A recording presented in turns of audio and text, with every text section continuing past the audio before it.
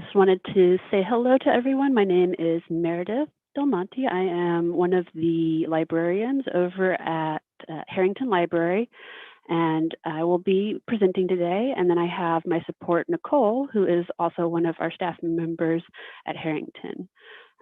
She'll be answering any questions in the chat and also passing those questions on to me if they would benefit answering for the whole class to hear, or if it's something outside of her scope of expertise. If there are any advanced questions that are outside of the scope of today's class, we will try to answer them at the end of the class, depending on how much time we have given. If not, we can connect you with resources to get those questions answered. So while using Zoom, you are going to be muted and you will only see my screen. If you need to exit full screen mode, you can to be able to see the chat and that sort of thing.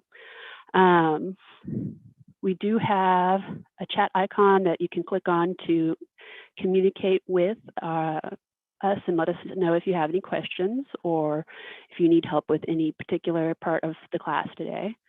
And then a recording of this class will be emailed in the next few days. So you can either work along today or practice later. So for working along today, we have a practice workbook that's available in our Google Drive folder. So what you'll want to do is, Nikki should share that link in the chat for you. And then you want to go to the folder for this class, which is the Excel charts, tables, and visualizations, and then open this, right-click on the spreadsheet and select download, and that will let you work on the document in Microsoft Excel. Today we are working in Excel 2016. So if you are working with either Excel 365 or an older version, some of the locations of the ribbons and the tools and stuff may look a little different, but for the most part, it should translate over nicely. If you have questions about differences, we can try to answer those. It's a little harder when we don't have those platforms available for viewing, but we will try our best. So best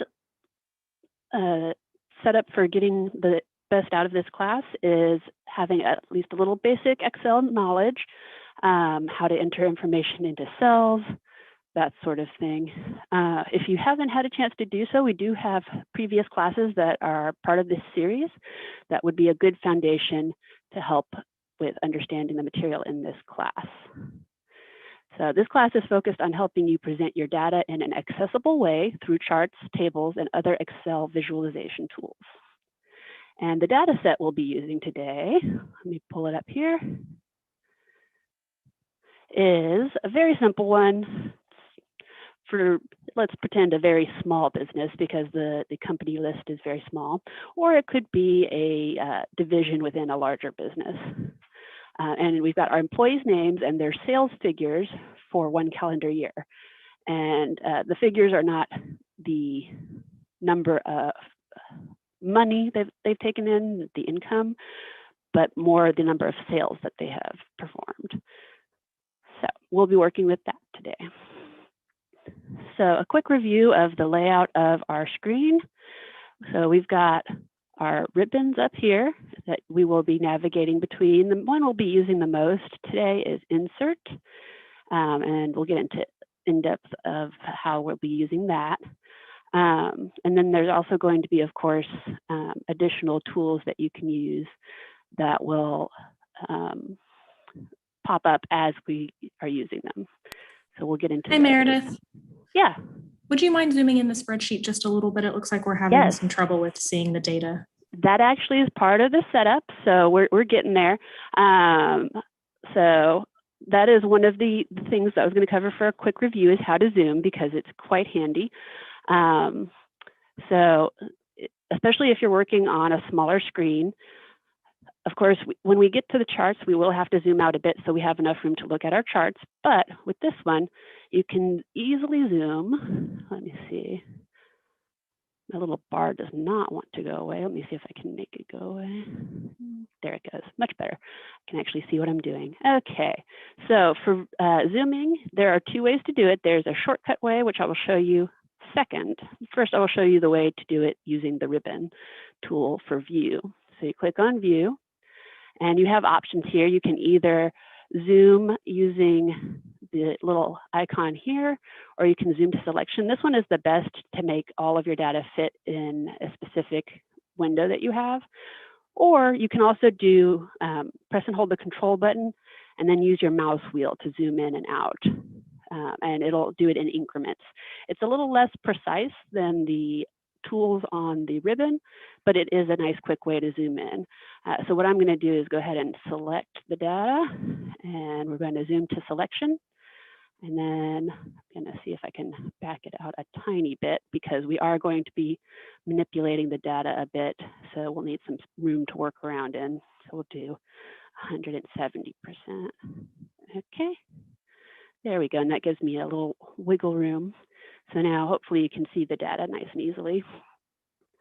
Some other things to remember where they're located is we do have our formula bar. We're not using too much here today because we're focusing on the visuals.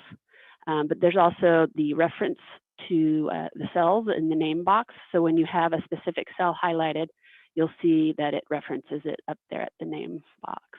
So that's a helpful way so that you don't have to look at both highlighted areas and figure it out. Quick and easy look. We also have options for formatting back on our home ribbon. So we have ways to make it so you can actually read your data a little better.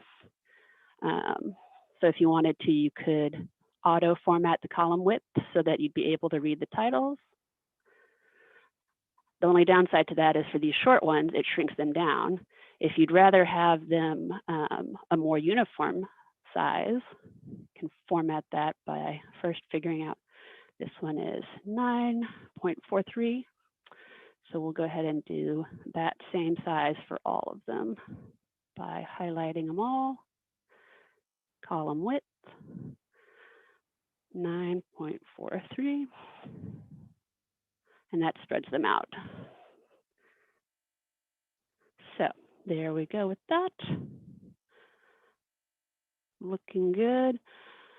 And now we'll get into the actual nitty-gritty of our charts, tables, and visualizations. Now, the title is in alphabetical order, but we're going to go in a slightly different order. We're going to do tables first because that's kind of the basic setup and organization of the data that we have right here in a way that'll make it work for us. So tables are fairly easy to set up. You have two options. You can either use the insert ribbon or the home ribbon. So I tend to go with the insert just because that's where everything that we're working with today is located, but I will show you the formatting as a table option from here. So as long as you've got at least one cell within the data highlighted, you can come over here to format as a table, click on it, and select your format style that you'd like. These just have differences in how it looks. It doesn't change what the data is, how it's arranged. It's all mostly just aesthetics. So if you wanted something nice and bold, you click that, and it auto highlights what it thinks is the table. If you had any additional information that you didn't want to include in the table touching it, it would extend to that. So it's better to make sure that your area is clear with empty cells around it.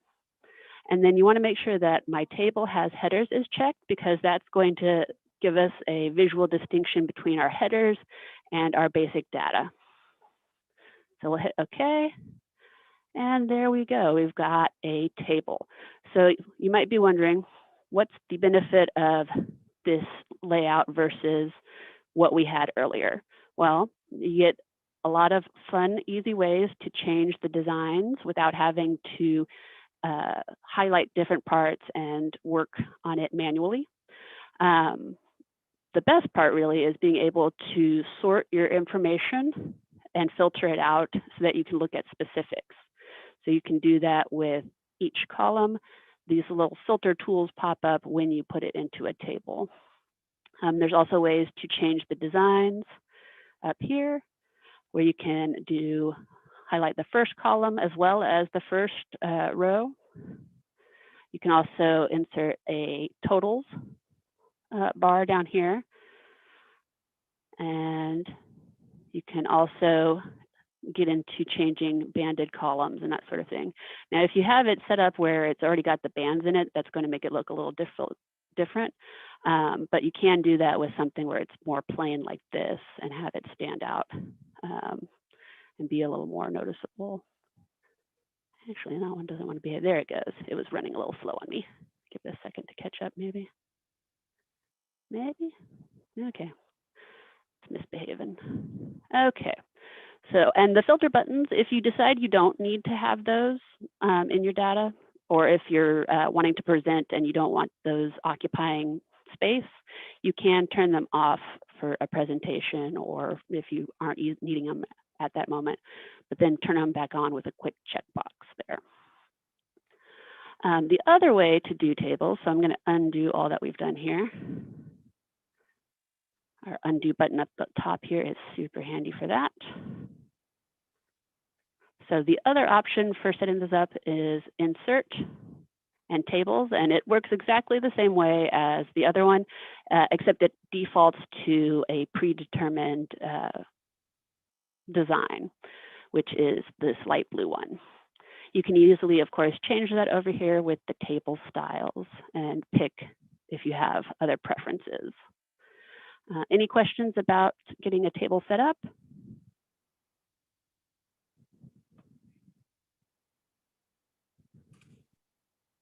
We do not have any questions. Oh, we actually just got one. What are the filters for? So the filters let you pick how you want to see your text. So for the numbers here, you could filter out anything that is less than. So let's say you wanted to see who was doing really great. You could do less than, let's see a nice low number, less than 100. Type that in there, hit OK.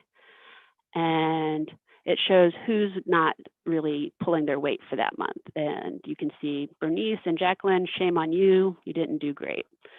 You can easily undo that by clearing filters here. If you're working with the employees over here, you could say you were working with talking to just a few specific staff members, you could select them individually here with a little checkbox and have just their information available so that you're not working with as many numbers. So those are the big perks of filters. You can also sort them A to Z or Z to Y or Z to A. Let's do our alphabet correctly, shall we? So you can see right now they're not in alphabetical order, but you could sort so that everything's in the right order. And then that automatically applies to the data. The data stays with the person it's intended to go with, doesn't get lost or mixed up. And you'll see a little up arrow to show that the data is currently being sorted. You can also, turn that off if you don't want it anymore. Sort it by that, or undo to get it back. There we go. So that's what the filters are for. They're quite handy when you're wanting to adjust your table to limit what you're looking at, because especially this is a small table right here. If you are working with a big table, like with an actual full-sized company where you've got 20, 30 employees, and you've got data for each month, then being able to shrink down that data is very handy. So let's see, anything else to add about tables? Let's see, I think we've got that covered. If you're inside the table and you are not currently, you're on a different ribbon than what would give you the options to change the designs, you'll instantly get a little table tools that pops up. So you'll see when you're outside of it, it's not there. When you're inside, there it is. And it's just a quick way to get to the different design options available to you. All right, if we don't have any questions about tables, we can move on to conditional formatting. So are we ready to move on? There are no more questions. All right, well, if any pop up afterwards, if you think about something later, do still ask. We can always go back and answer that. So we're gonna hop to our next tab here for conditional formatting. So conditional formatting, if you come over here, there's all sorts of tools to format your cells. You can change the font, you can change the color, and you can do that all very manually if you want to. Or if you're wanting to specifically highlight certain types of information, you can use conditional formatting, which will look for conditions and then apply formats accordingly. So this is a great way to easily format your data, especially if you're adding it regularly. If you're putting new data in all the time, instead of having to format that data as you go, the rules will apply to anything you add, and you can keep moving on without having to take up the time for that. So we'll get started with a few examples of different stuff. We've got, we'll get started with highlighting cells that are greater than or less than. This is really handy for if you're wanting to, highlight areas of, like say since we're working with our salespeople, areas of poor sales versus areas of, success or excelling past expectations. So we will do that with our average sales down here. And so we're going to be formatting this section specifically. So you want to highlight all the cells that are going to be part of that conditional formatting. And then conditional formatting is located on the home ribbon under styles and conditional formatting. So when we click on it, we get a few different options. And our first one that we're messing with today is the highlight cells rule. And we're going to do greater than. So we'll click on that. And it's picked a random number for us, but we want to use our average number so that anybody who's below or above average gets highlighted. So we are going to actually, you can manually type it in as 540 if you want to, or if those numbers might change, you can actually select the cell so that when this number changes, it automatically adjusts the formatting. So I'm going to show you how to do that. You have this lovely little tool here to let us select, and we can just select that one there. And we don't want red because red is usually associated with negative. So we're going to do green to show who's above the average. Hit OK. And there we go. We have all of the ones that are above 540 highlighted in green. Any questions on how to do that?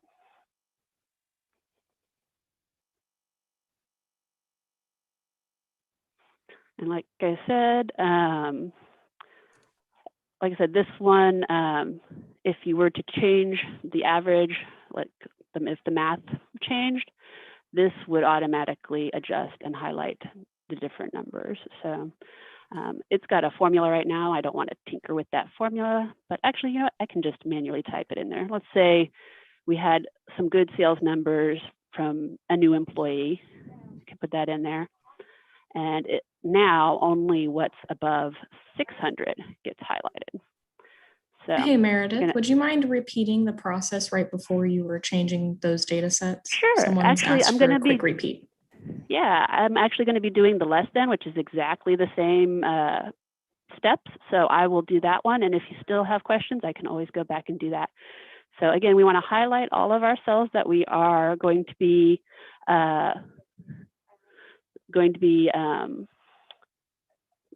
formatting, sorry. And then we come to highlight cells rule at the top. Now what we did before was greater than. Now we're going to do less than.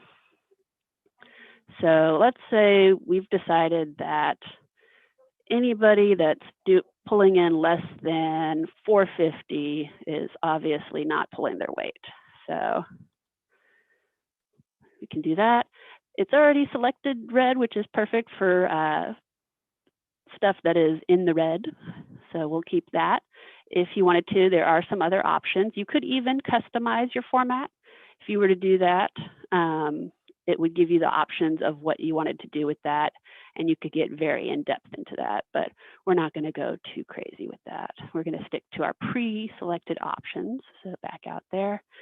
So you could do just red text if you wanted to, if you didn't want it to be quite so in your face, but I like the highlighted cells personally.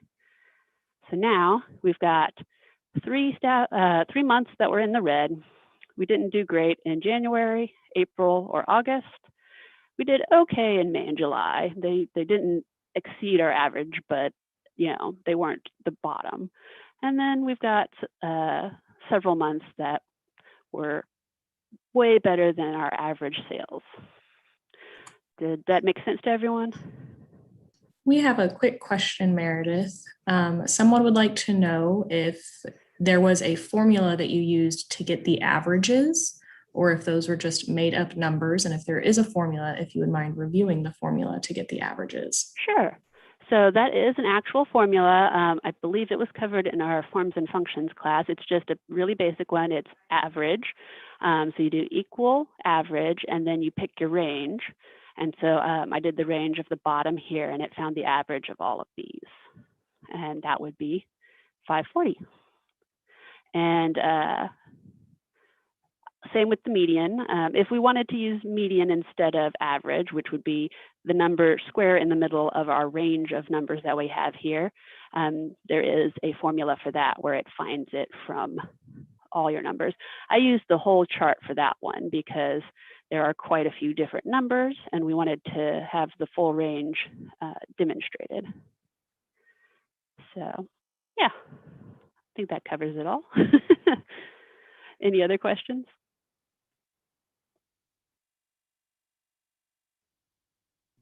It looks like that's all of our questions for now. Awesome. All right. So let's say we want to now look at our top salespeople. So we've got our salespeople over here, and here are their total sales numbers. So we are wanting these numbers to be conditionally formatted so that whoever is in the top, let's say 5, since we've got such a small little group here, get noted so that we know they're doing great. We'll come back up here to our conditional formatting button and highlight sales rules. Actually, sorry, my bad. Top to bottom rules, there we go. And while it says top 10 items, it actually is adjustable. So we're gonna click on that, top 10 items. And we're going to change what the top number is because 10 is all of them. We want only 5, which will be half of our staff. And we're gonna do we'll do the green cell over here too, just because it's preset and easy to get to.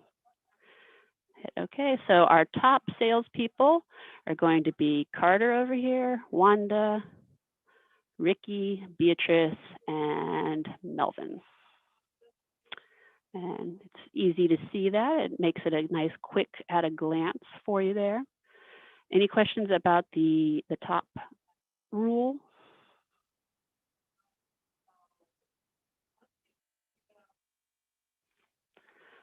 If not, I'll show you the bottom rule, same exact location. So we'll come back to conditional formatting and our top and bottom rules. So our bottom 10, so of course we're not doing 10. We're going to do, let's say we don't want to be quite so harsh in highlighting poor performance. So we're going to only do our bottom 3. And we'll keep the red text and OK. Oh, well, that's interesting. Why did it misbehave? Oh, because I was probably highlighting it wrong. You want to make sure all of your columns are highlighted or else it won't format correctly. So if you mess up your formatting, you can undo your mess up here with the undo button.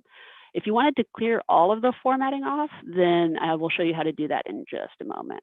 But there we go. This will make a difference. Want to always make sure you have all the cells highlighted that you need for this. So bottom items, there we go. 3, and there we are. So our bottom salespeople are Jacqueline, Abdul, and Farine. So these are people we might have to talk about their numbers. We have a quick question from the chat, Meredith.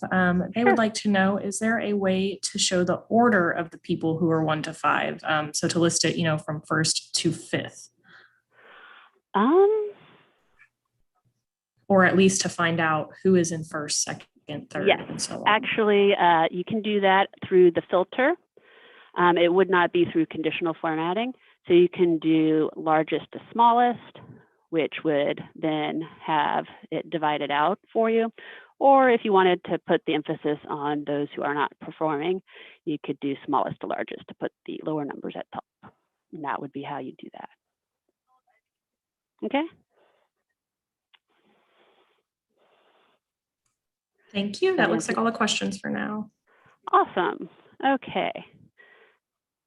So moving on, we're going to get into data bars, and these are pretty cool. So we're going to want to clear out the formatting that we have on here for now, because we are going to be looking at formatting in a different way. So we can highlight those cells and then come here to clear rules. Now, if say you're wanting to start from scratch, you can always select the entire sheet or just the specific table. We want the selected cells, so that's what we're going to click, and that gets rid of the formatting that we have set up for those cells. And now we are going to get to do something fun. It's called data bars. So we'll come up here to conditional formatting again, and data bars. And these, you have some style options if you want. I like the solid colors because they make it a little easier to see. So we're going to pick this bright blue here. And so what happens is your numbers get put on a scale from the highest, which is 7,624, to the lowest, which is, I believe, this 5879. So you can see where these all line up among each other. If you were to put this back into sorted order, you can see how it slowly decreases. But if you were wanting to keep your staff members in alphabetical order, it's a good way to see where they are compared to one another. I'm gonna, again, undo that so it's not sorted. There we go. And then another thing that you can do with the sales bars is change, or not the sales bars, the data bars that we're looking at sales for, is you can change the range that these bars fall within. The default is, of course, the highest number in the selection and the lowest number in the selection. But if we want to change that, we can come over here to our conditional formatting, and we can manage our rules. And this can be done for any rule that you apply. Say you put a rule in place, but you made a small error. Instead of having to undo it and redo the whole thing, you can come in here and tweak it. So we've got our setup for our rules here, and you can see in our table as a whole, we've got 3 different rules set up. We're wanting to adjust our data bars here, so we've got it highlighted, and then we're going to edit the rule. So as you can see, it says automatic, which again, like I said, is automatically the largest number in the data set and the smallest number. So we're going to change it instead to a number, and we're going to go from, say, 0 to, let's say we have a sales goal of 10,000. We're really reaching for the stars. So you can type that in here and then hit OK. And you can actually apply it before hitting OK to make sure that it looks like you want it to. So let's see how that impacts our data. Of course, it helps if it doesn't scroll all the way down. So you can see that has adjusted the bar so that it's now with the end here being 0 and the other end here being 10,000. So it doesn't affect basically whose bar is the biggest and whose is the smallest, but it changes the look of it so you can see who's met the goal, who's closest to the goal. Let's say we want to be more realistic with that goal. So we'll come back into our manage rules and we want to have a more realistic number because nobody got to 10,000. So let's say we decided to go with 75,000. Okay, when you apply that, you can see that 2 people met and even technically exceeded the goal, and then everybody else came close, but not quite. So that is one way to tinker with that visual that will help you see how the numbers relate to one another. Any questions about data bars? There is a quick question from the chat. They are wondering, is there a limit on how many conditions you can place per cell or how many rules? Honestly, I'm not sure on that one. I have not met that limit. I'm sure there probably is from a programming standpoint. But as far as I know, there is not. So you could have the highlighted stuff as well as the bar going over it. It just would get a little visually noisy, if that makes sense. So you want to pick and choose your formatting so that it's not too cluttered. But yeah, you could easily do all sorts of different stuff. Now, the problem with, say you're working with the highlighted ones where it's going to highlight it different colors based on different rules, you're going to have competing rules sometimes for those. And then what ends up happening is the rules go in a specific order. And what you can do is you can say stop if true, and that will keep it from running any more rules on it. So let's say we had this one here and it overlapped with other stuff. If you click on that, well, once it hits this particular rule first, it won't apply any more rules. So that's one way to keep it from overriding. But if you don't have anything checked here, it'll just keep applying the rules in order shown, as it says here. And you can move them around to change the order that they run. And so whatever the last rule to run that completely fills the cell will be what you see. Now there are some other options. Like I said, there's the data bar, which you'd see the colors, I believe, behind the numbers. There's also, we're about to get into icons, and those show up on the side. So you could have those in conjunction with like a colored cell or a data bar, and those wouldn't cancel each other out. So there are ways to get around that if you're wanting to have multiple rules applied to the same cells.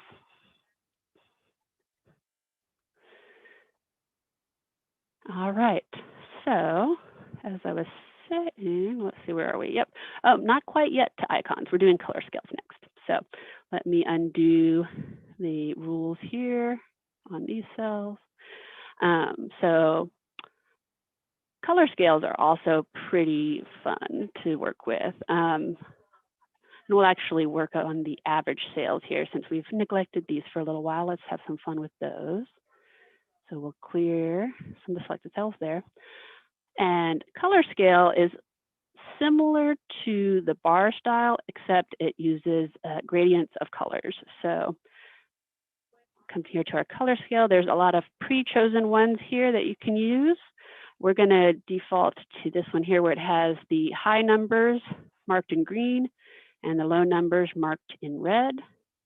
You select those and you can see it makes a lovely rainbow between red and green of the different numbers. And it doesn't just do red and green, it mixes them between.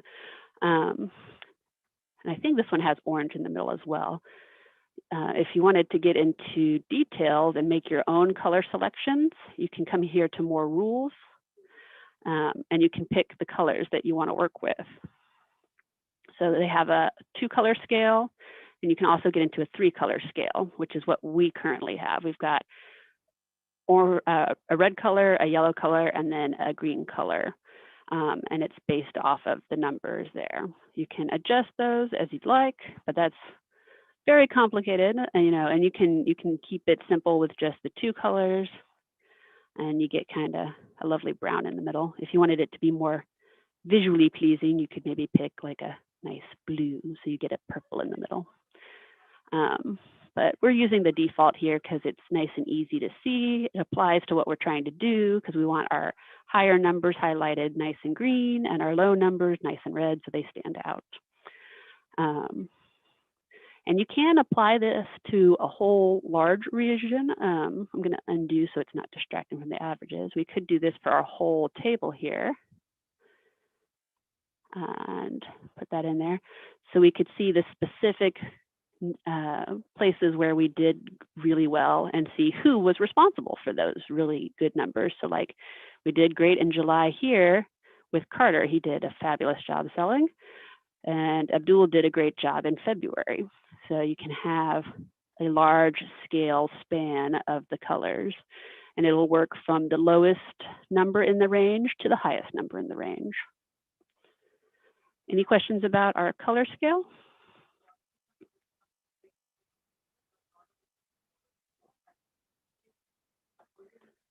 No questions at this time.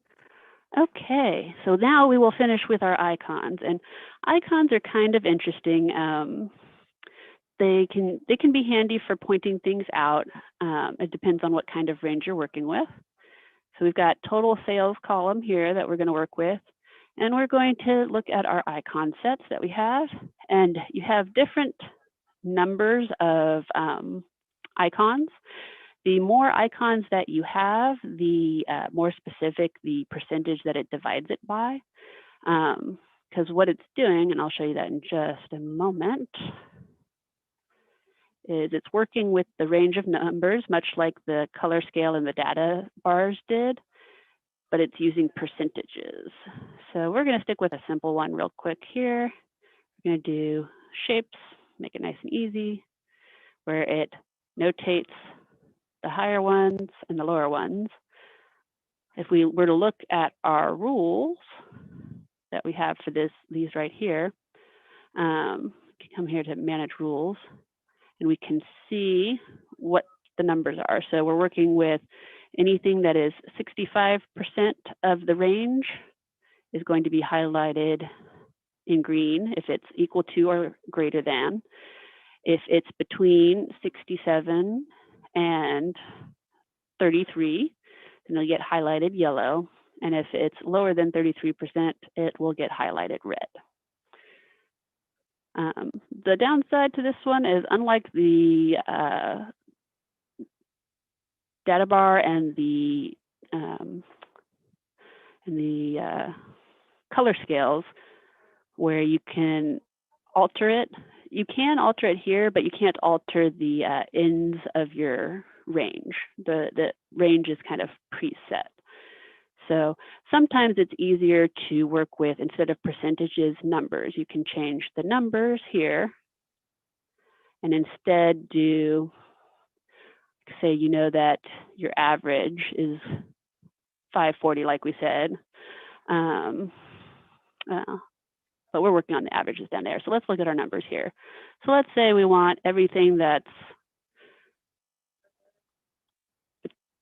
above, let's go with above 7,000.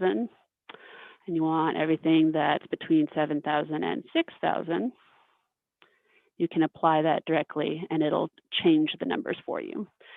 So it's a little frustrating that you can't change the range so that the percentages are a little more accurate for a scale that you're working with, but you can find workarounds by using specific numbers that you know are the percentage of that range. Hope that made sense. Any questions on that one?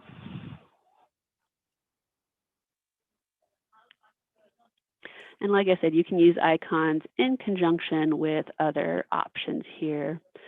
So you could do, keep your top 5, let's say.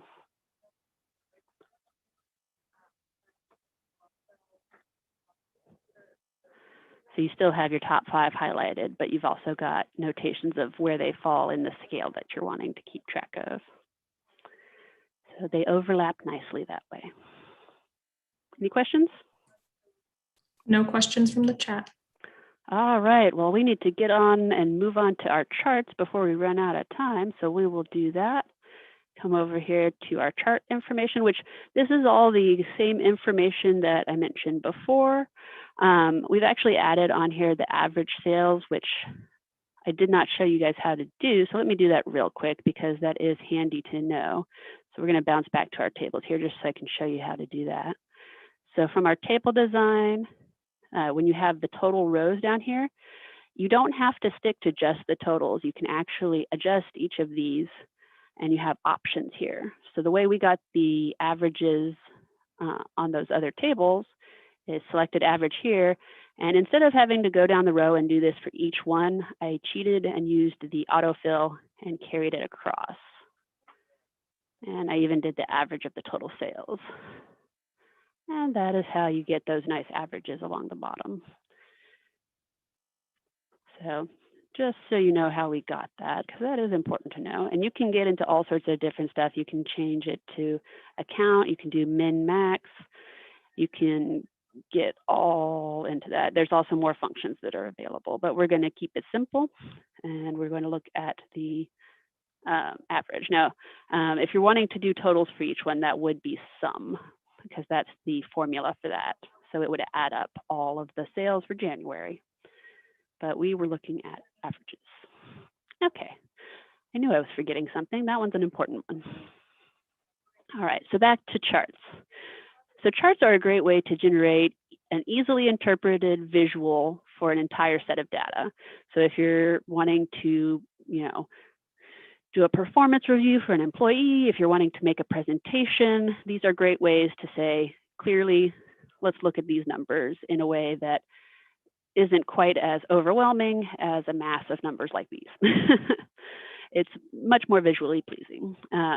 Now, to get a chart, come back to our lovely insert button up here, open the ribbon for inserting, and we've got our chart options all over here. You can select your type. There's all sorts of options, but the most common ones are going to be column, bar, pie, and line charts or graphs. It of course depends on the field you're in. There are other types that we aren't touching on today, like scatter plots and other interesting ways to visualize, but we're going to focus on the most common ones today. So first we'll look at column and bar charts. They are so similar that they're actually under the same tab here. We need to make sure that we have at least one of the cells in our table highlighted, because if you were to do this over here, you'd get a big blank square and it would not be particularly helpful. So we want to make sure we've got our table highlighted in some capacity. And we come over here to insert column and bar chart. And you can see the difference between a column and a bar chart is really just the direction that the little bars go in. The column one is up and down, and then you've got horizontal for the bars. So we are going to do what's called a stacked column, because if we were to do the individual ones for each bit of information, as you can see in the preview, that's a lot of tiny little bars and it's a little overkill. So we're going to do the stacked one here, and we're going to select that. And you'll notice it included the total sales, which we don't want. And that's because it's trying its best. This is a kind of auto create function, and it did its best, but it messed up a little. We don't want these big blue parts here. So we're going to, you can pick whichever side you want to pull from and shrink it down so that those total sales are kept out. And we're wanting to build a chart that shows each month and the employee's contribution to it, rather than right now it shows each employee and what their totals were for the month. So instead, we're going to flip those. And there's a button here in the chart tools under design that automatically pops up when you're creating a chart called switch rows and columns. So when you click that, it automatically switches the two. And so now we've got our months where we want them, and we've got our staff where we want them in nice, pretty, neat columns. So the nice thing about charts is they can be moved all over the place. You can place them where you want. Do be careful. I'm about to accidentally move my chart title here. If you click on individual parts, those can be moved too.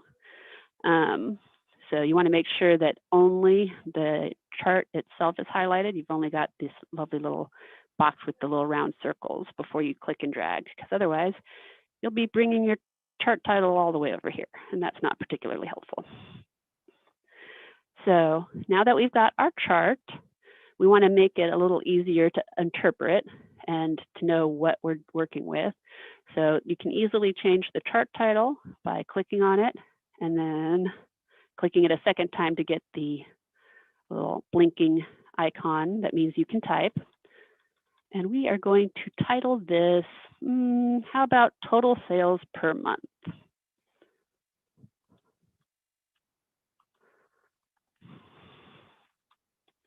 There we go. So we've got it labeled.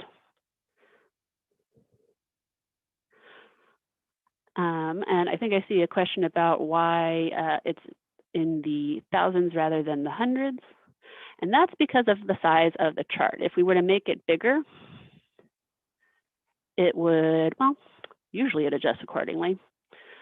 We can actually change that. Let me drag it over here. And if you double click on the chart, you'll get a format option here. And we want to format this area. Let's see, the axis. So we want to click on our axis here, get that highlighted, and you can adjust the axis options here. So you can change your units so that they are notated differently, depending on what you need. So if we wanted it to be in smaller increments, we could adjust that. Let's see, let's say we wanted to do 500. So that spreads the data out. You also can change your maximum and minimum boundaries. So we've got tons of, blank space up here. If you're wanting to really stretch those columns out, you can actually change this to, we clearly don't even hit 7,000. So we can change it to 7,000 and still have a little wiggle room there. And that will spread it out a little more for you as well. If you decide you don't like those adjustments, you can easily reset them back to the auto selection, and it will fix that for you. All right. So back to some of our chart layout elements. So we can add elements to our chart. There's two ways to do that. You can either use the quick buttons here that are attached to the chart, or you can come to the design ribbon and use add chart elements up here. So if we're to do that, we can add axis titles. You can pick to do specifically one or the other, or if you were to use the quick element add here, the little plus sign, you can just do the checkbox for the axis titles and it'll add both automatically. So let's say we want to name this, and this one's a little challenging because we're so used to moving left and right to maneuver our little blinking icon. When it's sideways, it literally changes axis. So to get to the beginning or the end, you have to hit up and down to move that little cursor. So I'm going to delete this out, and we're going to name this, let's see, what had I decided? Number of sales, an inspiring name for the axis of sales. And then our x-axis or horizontal axis down here, you can also highlight and delete. We're going to name employee contribution.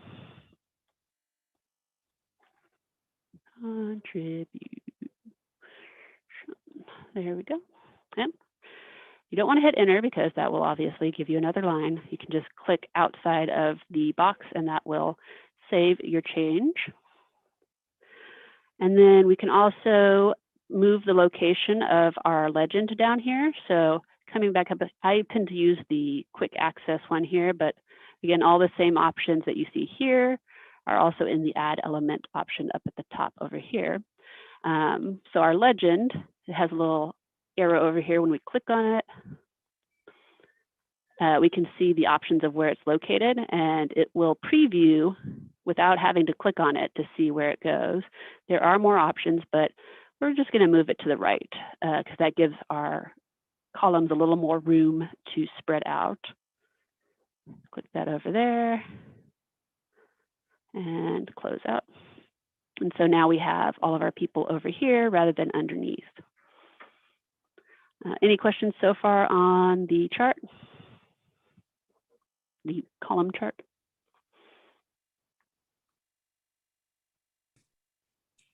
No questions at this time.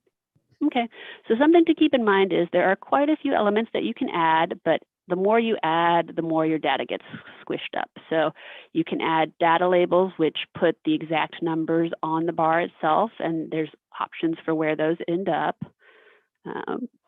that you could do. But as you can see, that makes it very crowded.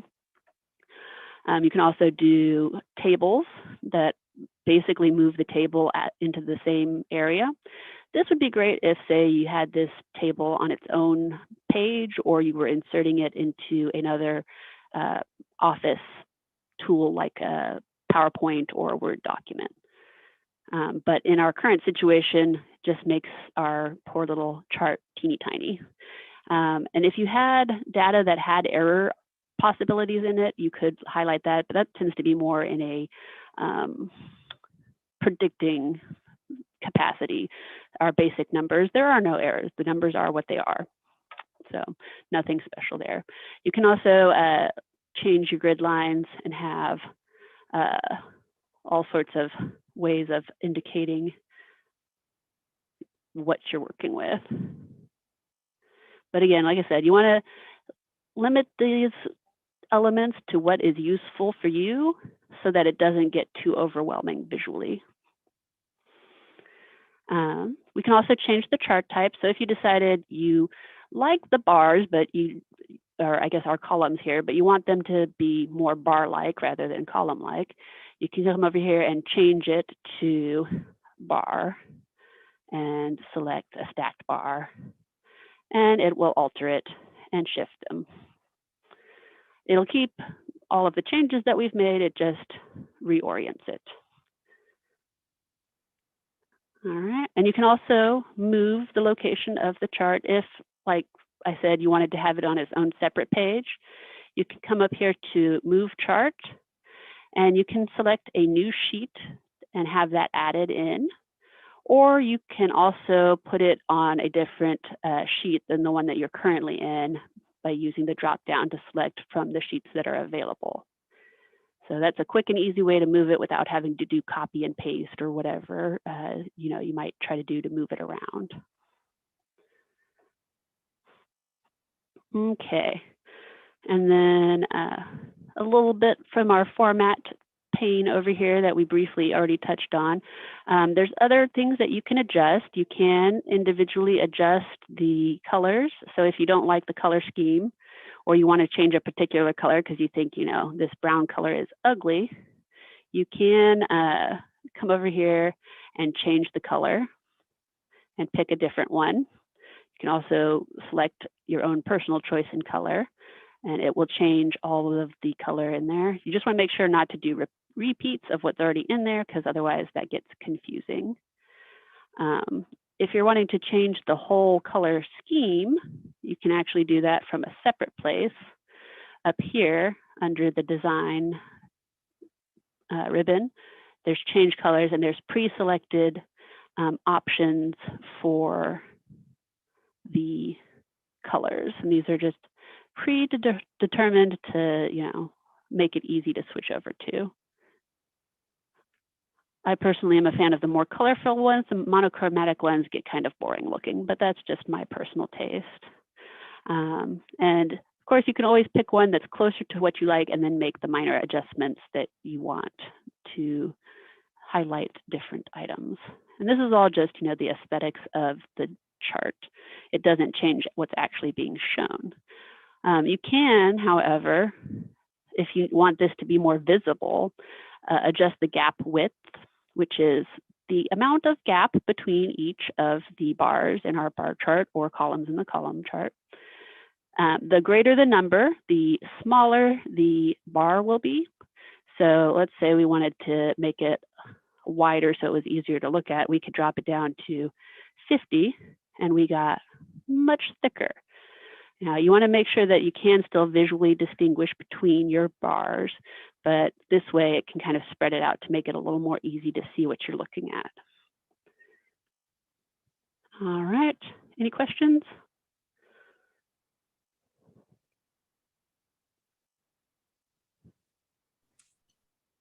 There are no questions at this time. Okay, we are almost out of time, so I'm going to speed through these other ones lickety-split. The nice thing to note also when you're clicking around on your chart, real quick to show you, shrink this down a little bit. If you've selected a particular area, it will highlight what you've selected. So we've selected this particular color here in our chart that it's referencing. It shows you the numbers that are being used, the months that are being referred to, and the particular person's data that we're looking at. So that's something to keep in mind. When you have the whole chart selected, it shows you where the data is coming from as well. And you can adjust that manually using the various little adjustment boxes on the corners.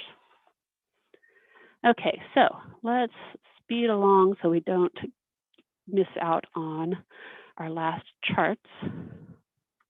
So we've got a pie chart, which is helpful for if you're wanting to get a visualization of how the pieces of a whole come together. So a pie chart wouldn't be super helpful for this set. It would be, especially if we looked at like the total sales, since they're all kind of evenly distributed, it would look pretty boring. But we can demonstrate, like for a specific staff member, say we're wanting to do Carter here. We can highlight his data, and then we can insert and come up here to chart. Now, if you're wanting to make sure that it doesn't make the mistakes like we had in the previous one, like where it's automatically selecting information and you don't want it to look like that, and let's make sure we include our months. You can come down here to more pie charts, and this way you can select the style and also how the axes are broken up, which we want this one here because we're wanting to look at the individual months rather than this boring one for just January, which does us no good. So we can click on that one and hit OK.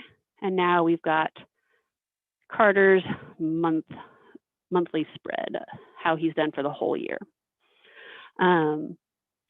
All of the things that we could change on our bar and column chart, exactly the same things that you can change here. There are some limits to what can be changed just depending on the type of chart, but it's going to have very similar features to this. Like this one doesn't have any need for axis labels because there are no axes. But this one is one where the data labels actually might come in handy so that you know what each of those little pie pieces mean. And you can get specific to where those numbers are located by tinkering around with the different options. So those are some things about pie charts that are fun. I can demo another one as well. We can look at a month instead of an individual staff member. So let's do this one through and look specifically at January. Insert. And we're going to go a little bit over if that's okay with y'all. I can keep going. I've got a little bit of time to work with. Not too much, but we can run over the pie charts and get to the line charts before we get done. So this one, you can see the individual people's contributions to January. All right. And last but not least, we're going to look at a line chart. And line charts are great for if you're wanting to see a trend in a data set that fluctuates regularly. So sales is a good one. But if we were to use all of our staff members, it would be very chaotic. There'd be a lot of lines involved. You could do it, and I'll demonstrate just so you can see it real quick. So we want to be able to pick our lines, and we want them to overlap. And you see it ended up including total sales because I highlighted that, and that was my mistake. So we'll fix that real quick. Let's see. And we're wanting the month, so we'll select that one. So let's fix that so we don't have the total sales throwing our numbers off entirely. So yes, you can see the chaos of having every staff member on the list. It's kind of, I mean, it looks artistic in an abstract sort of way, but it doesn't do a lot of good for us. So instead, we can focus on, let's say we'll look at Carter's sales between the years of 2019 and 2018. We want to see how his performance was. So we can come back up to our table. And again, with the lines, I highly recommend going to the more line options just because the preset ones, you'll have to automatically flip the axis anyways if it's misbehaving. So here we can pick that.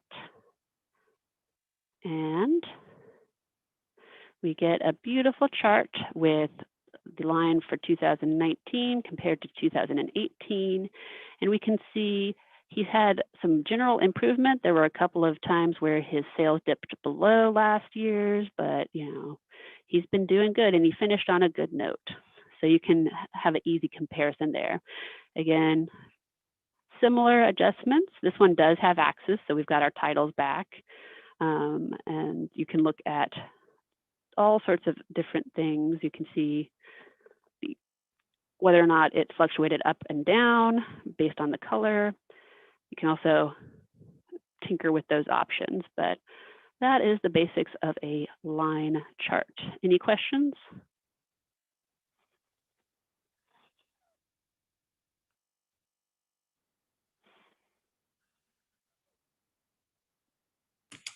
There are no questions in the chat. Okay. Let's see. If we want to push it to 2:15, I can cover a few other fun little visualizations that you can add just to add a little bit of flair to your existing table. So we can look at Sparkline. These are something I honestly hadn't heard about until I prepped for this class, and I thought, oh, these would be interesting. So we've got our lovely chart here of information, but wouldn't it be neat to see how, basically see a little line graph for us for just a quick reference. So when you come over here to insert again, the spark lines have different options. You can do it in a line, you can do it in a column. We're going to do line, but we got to make sure we have our information highlighted that we're working with. And it makes sure that you've got your correct range, and then you get to pick where you're going to put it. And since we are looking at this table, we might as well have it right next to the person, and we can hit OK. And we get a very teeny tiny little chart of how his sales went. If you wanted to, you could expand the cell out and it would stretch the chart out so that you can see it a little bit better. And you can also do the autofill to drag this down and apply it to all of your staff. And you can get a little fun visual of how their performance is. Now, a Sparkline cell does apply specifically in the range for the individual person. So each cell has its own minimum and maximum. If you want to have them all lined up similarly so that you can see how they relate to one another roughly, you can come up here to axes and you can select same for all spark lines. And this just shifts them a little bit so that they line up a little bit better. See, and you can also change the colors. And you can add markers to it so that you can see what that looks like. There's different colors that you can use for that. So the markers would be the individual months shown, or if you wanted to highlight high points and see, who did great where, or low points, you can also do that as well. I'm a personal fan for this particular set of data to switch it to columns. And with the high points being highlighted in red, I think this makes it a little more easy to tell the differences, but if you like lines, you can go with lines. So that's a fun one to tinker with. And it just adds an extra visual element to your table that you've already got. But you could put these anywhere if you wanted to, because the cell is not specifically tied to the table. It's a separate cell. Okay, any questions about Sparklines?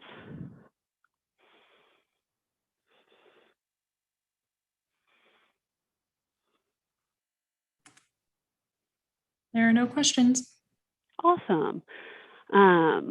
Then our final thing that we'll touch on, and this one may be something that people are already familiar with because of just how handy it is to have, is just basic images that you can add and shapes. So these are all available under the illustrations section here. You can add shapes. So like, let's say we wanted to first get rid of our sparklines here so they're not so cluttered. If I can get rid of them.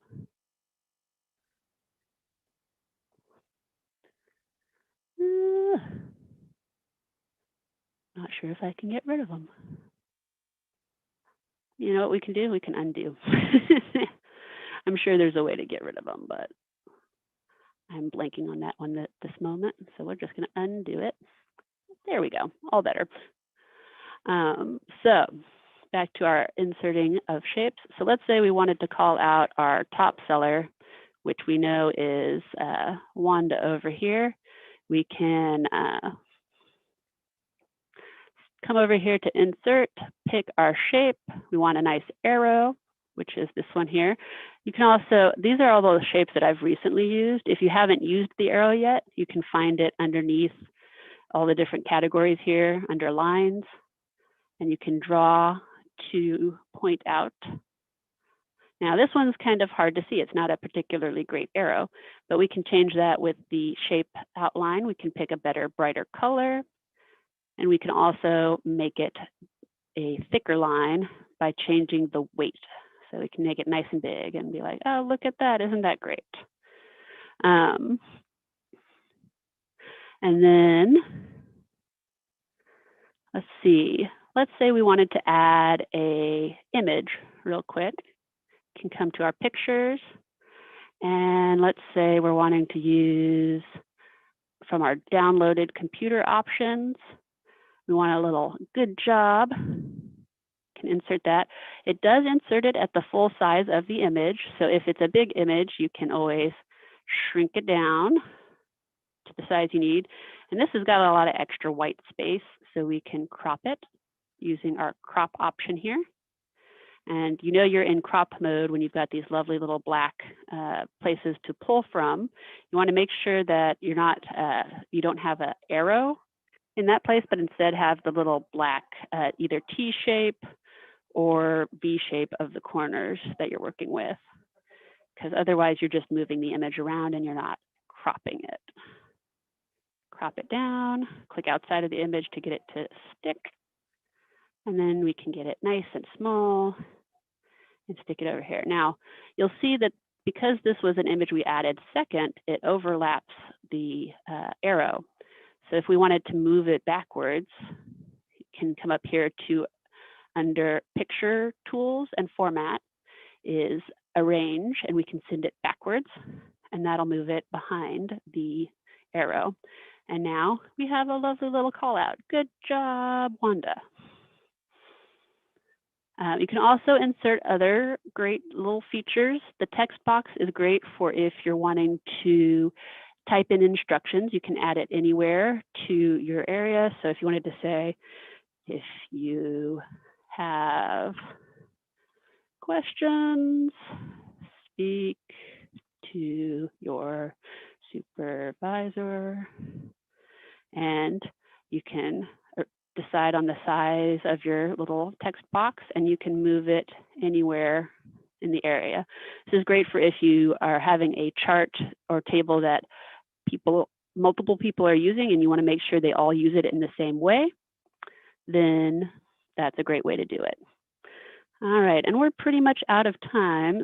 So if you have any questions, I'll try to answer them quickly. If not, again, this will be going out to everybody who attended. So you'll get it in a few days. We have to edit it and make it look all pretty, but it will be going out to you. If you have any questions, again, let us know. If they come up later, we have a few different resources that you can use. We have LinkedIn Learning, which used to be lynda.com, that has a lot of great training tutorials on Excel. And I believe they've got quite a long class on charts and visualization that lasts a couple of hours that really gets into the nitty gritty. You can also do Book a Librarian, and we can do 30-minute one-on-one sessions with you. And we also have a lot of resources under our Research and Learn tab, a lot of databases that you can use for expanding your learning. So thank you for joining us today. And again, if you have any questions, let us know.